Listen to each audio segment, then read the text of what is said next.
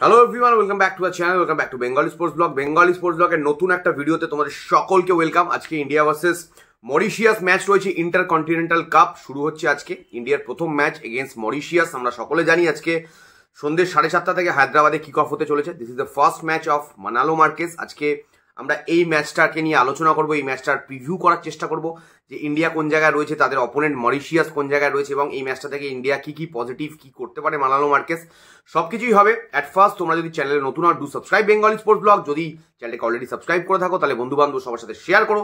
And এছাড়াও যদি Instagram and ফেসবুকে এখন অব্দি তোমরা আমাকে ফলো করোনি, যদিও করোনি, কারণ ইনস্টাগ্রাম এবং ফেসবুকে আমার একদম ফলোয়ার নেই, 200, 300, 500 ফলোয়ার মাত্র। সেখানে ইউটিউবটা অনেকটাই বড় হয়ে গেছে, বাট ইনস্টাগ্রাম আর ফেসবুকটা বড় হয়নি। সেই জন্য যারা ভিডিওটা দেখছো সবাই গিয়ে আমাকে ইনস্টাগ্রাম এবং ফেসবুকে ফলো করো। ইনস্টাগ্রাম এবং ফেসবুকেও আমি বেঙ্গলি স্পোর্টস ব্লগ নামেই রয়েছি। Coming back to the point, আজকের ম্যাচ দেখো ভেরি ইন্টারেস্টিং। মানালো মার্কেসের এরা স্টার্ট হচ্ছে, আমরা সবাই জানি লাস্ট ইগস্টি ম্যাচ, মানে কি বলবো, ইগস্টি ম্যাচকে নিয়ে যতটাই কথা বলবো ততটাই মানে না বললেই ভালো হয়।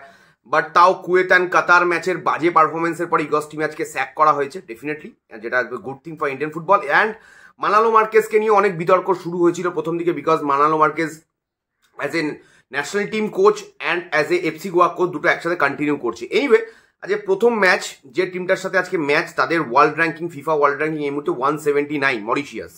অ্যান্ড মরিশিয়াসের সাথে ইন্ডিয়ার এর আগে মাত্র একটাই ম্যাচ হয়েছে, যে ম্যাচটা ইন্ডিয়া কিন্তু 2-1 গোলে জিতেছে। প্রথমে 1 গোলে হারছিল, তারপরে ইকুয়ালাইজ করেছিল আমার যতটুকু মনে পড়ছে Robin Singh, and after that বলবান সিং গোল করেছিল, 2-1 ইন্ডিয়া ম্যাচটা জিতেছিল। তো মরিশিয়াসের সাথে ইন্ডিয়া যেরকম বিশাল একটা ফুটবল হিস্ট্রি রয়েছে, এরকম ব্যাপার নয়। ইন্ডিয়ার সাথে মাত্র একটাই ম্যাচ হয়েছে অ্যান্ড সেই ম্যাচটা ইন্ডিয়া জিতেছে। কামিং ব্যাক টু আজকে যে ম্যাচটা রয়েছে হায়দ্রাবাদে, বেশ কিছু ইন্টারেস্টিং চেঞ্জেস আমরা দেখতে পাচ্ছি এই স্কোয়াডটাতে। কারণ দেখো, প্রতিটা কোচ ডিফারেন্ট হয়, তাদের স্ট্র্যাটেজি ডিফারেন্ট হয়। যেরকম আমরা সানা সিংকে দেখতে পাচ্ছি, সানা সিং হায়দ্রাবাদের সময় মানালো মার্কেসের আন্ডারে ছিল এবং সানা সিং কিন্তু যথেষ্ট ভালো পারফর্ম করেছিল হায়দ্রাবাদে। সেই সময় সানা সিংকে কিন্তু আমরা দেখতে পাচ্ছি। এবং তাছাড়া দেখো, গোলে প্রচুর বিতর্ক, বিশাল কেন চান্স পায়নি, কি পায়নি, আমরা বিভিন্ন সময় বিভিন্ন রকম কথা বলেছি যে বিশাল ডিজার্ভস অ্যাটলিস্ট 1, 2, 3-এর মধ্যে থাকা ডিজার্ভ করে। এবং কোচও জানিয়েছে যে বিশাল ডেফিনেটলি, বিশালের টাইম আয়েগা, বিশাল কা টাইম আয়েগা ডেফিনেটলি। এবং অনেক প্লেয়ারকেই কোচ দেখবে, একটা নতুন কোচ যখন আসে সে প্লেয়ারদের সাফেল করে এবং দেখে তার বেস্ট টিমটাকে মানে সিলেক্ট করতে মোটামুটি 6 মাস 1 বছর সময় লাগে। আমি ন্যাশনাল টিমের কথা বলছি। তো সেই জায়গায় ডেফিনেটলি বিশালেরও টাইম আসবে। তবে এই মুহূর্তে আমার মনে হয় আজকে গিল এবং আমরিন্দারকে চান্স দেওয়ার কোনো আমি জায়গা দেখতে পাচ্ছি না। আমার মনে হচ্ছে মানালো মার্কেস আজকে গুরপ্রীতকেই খেলাবে, বিকজ দেখো প্রথম ম্যাচ ওর অ্যাজ এ ইন্ডিয়ান ন্যাশনাল টিমের, Manolo Marquez as a Indian national টিমের কোচ হিসাবে ফার্স্ট ম্যাচ। তো সেই ম্যাচটা ডেফিনেটলি সে চাইবে জিততে, এবং আমি কিন্তু গুরপ্রীত সিং সান্ধুকেই দেখছি আজকে স্টার্ট করতে। এবং সব থেকে ইন্টারেস্টিং ব্যাপার হচ্ছে, আমরা ডেফিনেটলি ফরমেশন নিয়ে কথা বলবো, যে মানালো মার্কেসের ফেভারিট ফরমেশন আমরা সবাই জানি 4-2-3-1, যেটা মানে মেনলি মানালো মার্কেস কি বলবো এফসি গোয়া অ্যান্ড তোমার হায়দ্রাবাদেও খেলিয়েছে এর আগে, আমরা দেখেছি 4-2-3-1। আমার মনে হচ্ছে আজকে সেটাতেই মানালো মার্কেস স্টিক করতে চলেছে, তার বাইরে যাবে না খুব একটা। আমার মনে হয় না যে এক্সপেরিমেন্ট আজকে মানালো মার্কেস করবে। অ্যান্ড সেই ক্ষেত্রে আমার মনে হয় আজকের ম্যাচটা 4-2-3-1 দিয়ে মানালো মার্কেস স্টার্ট করবে। এবং যদি সেই দিক থেকে আমরা দেখি, মানালো মার্কেসের 4-2-3-1 formation is very interesting. And সেই জায়গায় আমি যদি বলি যে আমি যদি মানে প্রেডিক্ট করি যে কি হতে পারে ফরমেশনটা, মানে কারা কারা খেলতে পারে এই 4-2-3-1 ফরমেশনে, আমি আমার মতো করে বলছি। তোমরা যারা ভিডিওটা দেখছো তোমাদের কি ফরমেশন মনে হচ্ছে সেটাও তোমরাও কমেন্ট বক্সে জানিও। অ্যান্ড কি বলবো, ফরমেশনের সাথে সাথে কোন কোন প্লেয়ার সেই ফরমেশনে স্যুট করবে, কি কি হতে পারে, তোমরা কিন্তু কমেন্ট বক্সে জানিও। আমি আমার প্রেডিক্টেবল ফরমেশনটা বলছি।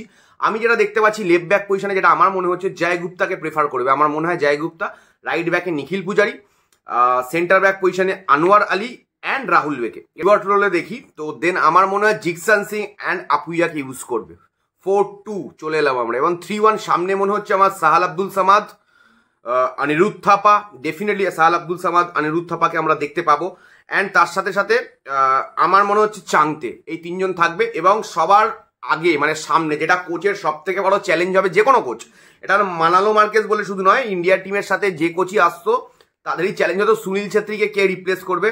I think Manvir Singh will play as a number 9 today. আমার এটা মনে হচ্ছে, দেখা যাক।